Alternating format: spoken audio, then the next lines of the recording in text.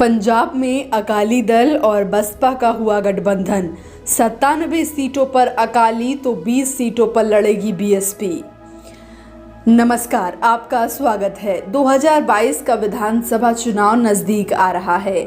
ऐसे में चुनावी हलचल सिर्फ उत्तर प्रदेश में नहीं बल्कि पंजाब में भी बढ़ने लगी है, जहां पिछले 4 साल से कैप्टन अमरिंदर निर्विवाद रूप से सरकार चला रहे थे, वहां अचानक से पिछले 1 महीने में टूट-फूट की तमाम खबरें आने लगी।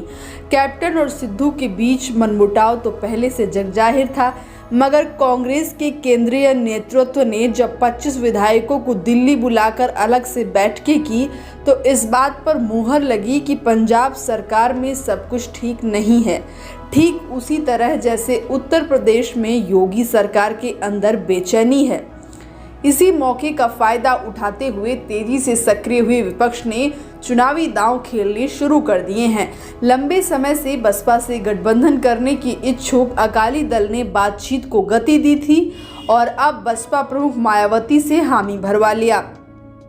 बसपा और अकाली के गठबंधन की आधिकारिक घोषणा करने के लिए अकाली दल की तरफ से सुखबीर सिंह बादल और उनके तमाम सहयोगी नेता और बसपा की तरफ से प्रदेश अध्यक्ष जसबीर सिंह गढ़ी और राष्ट्रीय महासचिव सतीश मिश्रा मौजूद रहे। घोषणा के अनुसार आगामी चुनाव में अकाली दल 97 विधानसभा सीटों पर चुनाव लड़ेगी तो बसपा 20 विधानसभा सीटों पर अपने उम्मीदवार उतारेगी। आज़ादी के पहले से हो रहे प्रांतीय चुनावों से लेकर आज तक के चुनाव में जो अकाली दल पंजाब में सबसे मजबूत रही है, उसने अगर बसपा से गठबंधन किया है तो उसके पीछे राजनीतिक गुणा गणित है। पंजाब में दलितों की आबादी 30% से ज़्यादा है, इसीलिए दलित वोटों को रिझाने के लिए तमाम दल वहां अलग अलग पोस्ट ऑफर करते रहते हैं, क्योंकि बहुजन समाज पार्टी देश भर में दलितों के बीच सबसे लोकप्रिय पार्टी है और इसके संस्थापक काशीराम की जन्मस्थली भी पंजाब है। तो बसपा से गठबंधन करके दलितों के वोटों को एक मुश्त खींचने की तैयारी की जा रही है। बसपा सुप्रीमो मायावती भी आज के हालातों से परिचित हैं कि अलग से चुनाव लड़ने पर उन्हें दलितों का एक तरफा समर्थन नहीं मिलेगा, मगर पंजाब के अंदर पहले से एक मजबूत जनाधार की पार्टी के साथ खड़े होने पर उन्हें मनचाही जीत मिल सकती है। ये आकलन इस आधार पर भी लगाए जा सकते हैं कि 1996 में लोकसभा चुनाव के लिए बसपा ने अकाली दल के साथ गठबंधन किया था और 3 लोकसभा सीटें जीतने में सफल रही थी।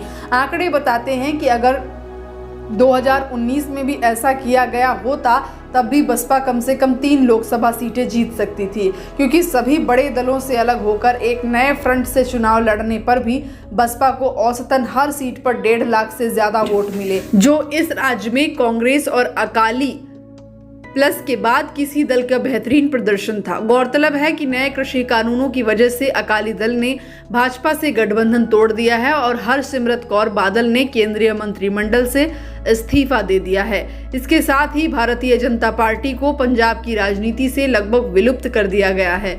फिलहाल इस खबर में इतना ही। आप बने रहें बोलता हिंदुस्तान के साथ।